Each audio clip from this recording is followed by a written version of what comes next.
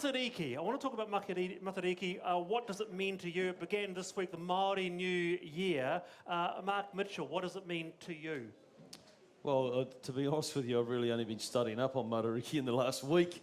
It means something to my family because my sister is married to one of the Busbys, Hick Busby's grandson up north in Northland. So it's important to them. It's something that they get together. What do they do? Well, they get together as a family. They have a meal. It's something that they're trying to reinstate. The question I want to ask is this: do you reckon that Matariki? I know it's longer than a day. Do you reckon it should be a national day, a national holiday? I guess there could be a debate around it. But at the moment, probably not. I think we've got national days. What do you reckon, Julian? Yeah, definitely. We don't have a single national holiday that's truly of the Indigenous people of Tangata Whenua. And I don't think it should replace Waitangi Day. It should be in addition to Waitangi Day. And I have to say this, being from the Northern Hemisphere, we desperately need a winter holiday in New Zealand. We do. Right. We do. Okay, so this yes to what do you reckon? What do you hear about? You know what? I'd like to see the Matariki stars on our flag, just saying. But I think, yes, we should recognise what is a truly unique piece of our culture here in Aotearoa as a Maori New Year. But if we're going to pick an Indigenous Day, I'd like to see Parihaka Day just quietly.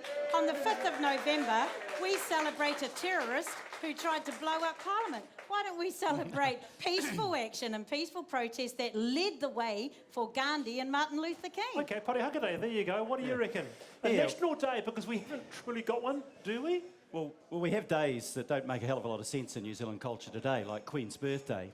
Matariki is something that touches the lives of people who are Indigenous to New Zealand. You didn't grow up with Matariki, it's fairly new. Yeah, and what the hell do we do celebrating on November the 5th a guy that tried to blow up Parliament all those 100 years ago? Part of Matariki is fireworks. People are a bit worried about fireworks at that time of the year. What's wrong with fireworks in the middle of winter to cheer us all up? All right, Damien. You know, the real scandal, I just found this out. You know, it's not actually the Queen's birthday. There's some investigative journalism for you. Did you know that? They just change it around? They just change. It's like the day that all horses are born. It's just a thing, you know. Welcome to Mere Boynton, the Te Papa's Matariki spokesperson. Kia ora. Kia ora. Hi, Marama. She's been there all. You've been talking to each other all night. I know. Look, I'm inspired by Tyrone's ask a black person anything. I'm going to ask the Matariki questions that I've been wanting to know for a little while. Okay, how come Matariki? We hear about it. You know, we've been talking about it on backbenches now for about 8 years. But a few years before that, it wasn't a thing. How come? What happened to Matariki? We're told it's an ancient tradition. What happened to it? Urbanisation. Talk to me about that. Well, you know, the last time Matariki was celebrated was probably the 1940s. And, we started having urbanisation of Māori moving from rural into the cities in the 1950s. So all those ceremonies that we practiced, all of those celebrations we practiced were lost. So in, say, 1890 or 1900, 1910, how would Matariki, as well as obviously being a crop planting, leaving the land fallow sort of festival, what ways would it be celebrated? Well, people would gather, of course, and have wānanga. It was a time, it's winter time, so you're not going to hunt and gather, are you? So people gathered together in hui, and also they flew kites out there to connect us with our tipuna, with our ancestors. There are many ways that they celebrated Matariki. At the moment, there's obviously a lot of Matariki celebrations going on, various festivals, various events around the country. Do you think, though, we're still maybe missing that underneath sort of feeling that we're actually celebrating something that's bigger than, something happening on a hill somewhere or whatever? Yeah, absolutely.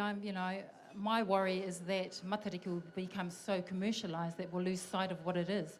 And really it's a time for us to remember our tipuna who have passed on and to gather together with our friends and whānau, to share kai, to have food and drink like we do here in the backbenches, and really to share knowledge. Marama's already said that she'd rather have Parihaka Day. Yes. What do you think, though? You're working for Te Papa, Matariki spokesperson.